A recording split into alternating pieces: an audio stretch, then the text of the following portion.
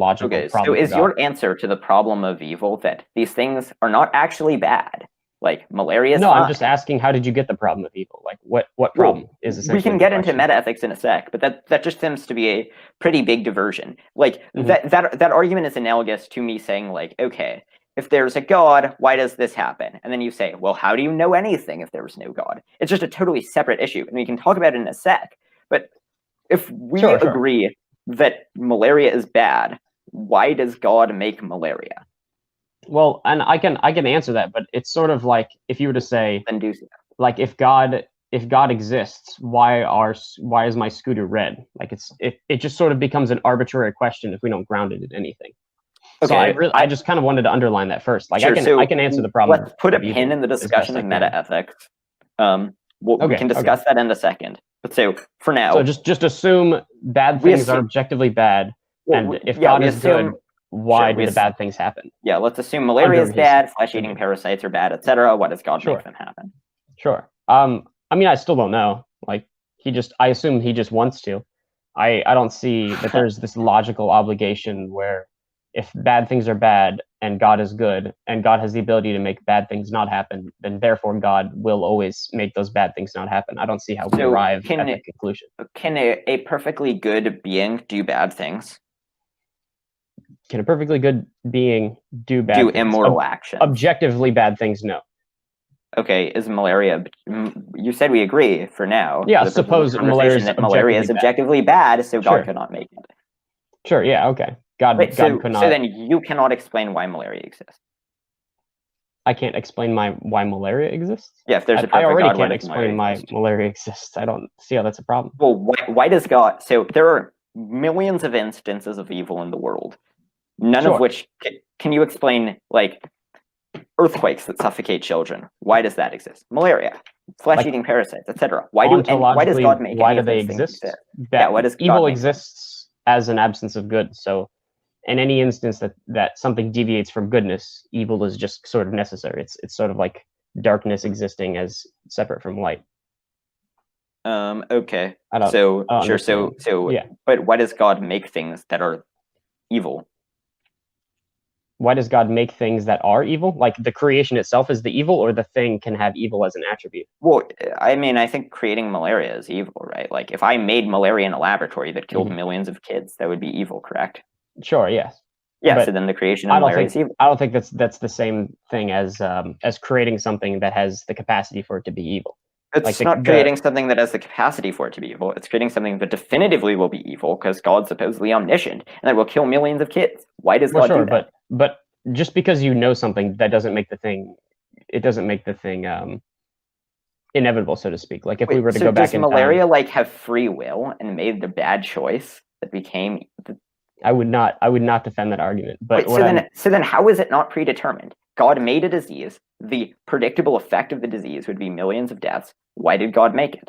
Sure. So I wouldn't say just because you know something that makes that thing necessarily inevitable. Like if we were to go back in time and observe, Hitler's youth growing up, and then he becomes evil and does, Holocaust because that's and a there goes human 11 million system. people. Because that's a human system, and humans can be changed based on external factors to the extent that you believe in free will, which I don't. But I don't think you don't believe in free will. No, but that's a separate discussion. I'm going to exploit that later, Okay, cool. I don't think you can ground free will either. But you don't think I can ground free will? Okay, that's a separate discussion. Back to the problem of evil. So the distinction is that in that case, creating Hitler was not necessarily like immoral, and I suppose you would say, because Hitler had the potential to not be evil. It was his choice. But malaria does not have the potential to not be evil. Malaria does not have free will. Malaria does not have a will. It's a disease. Why did God make it?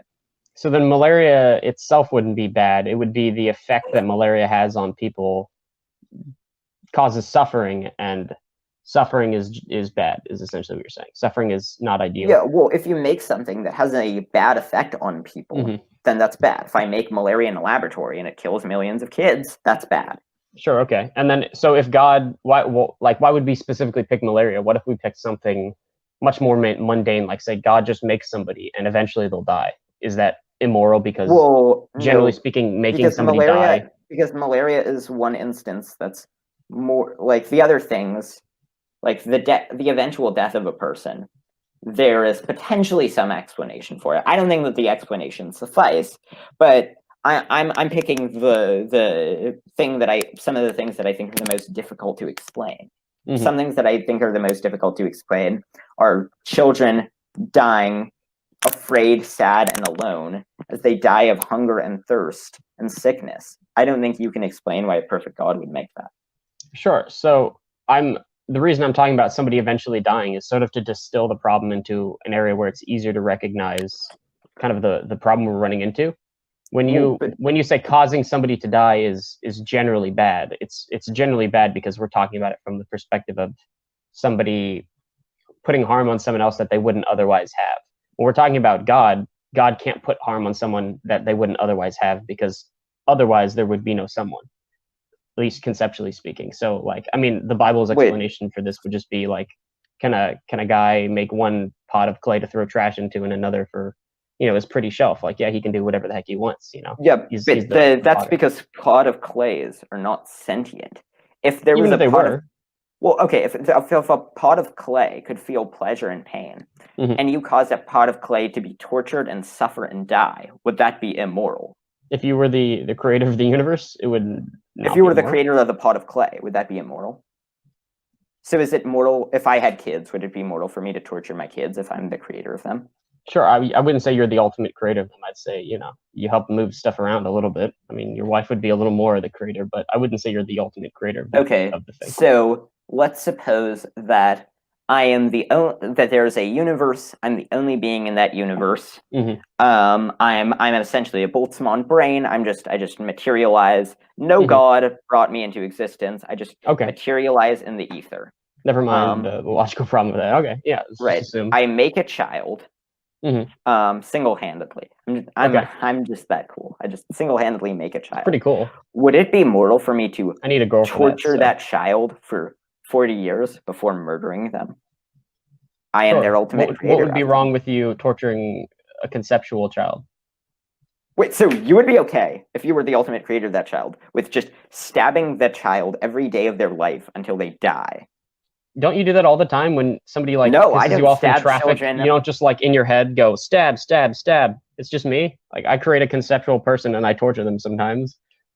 Maybe I'm letting out too many dark secrets here, but I don't see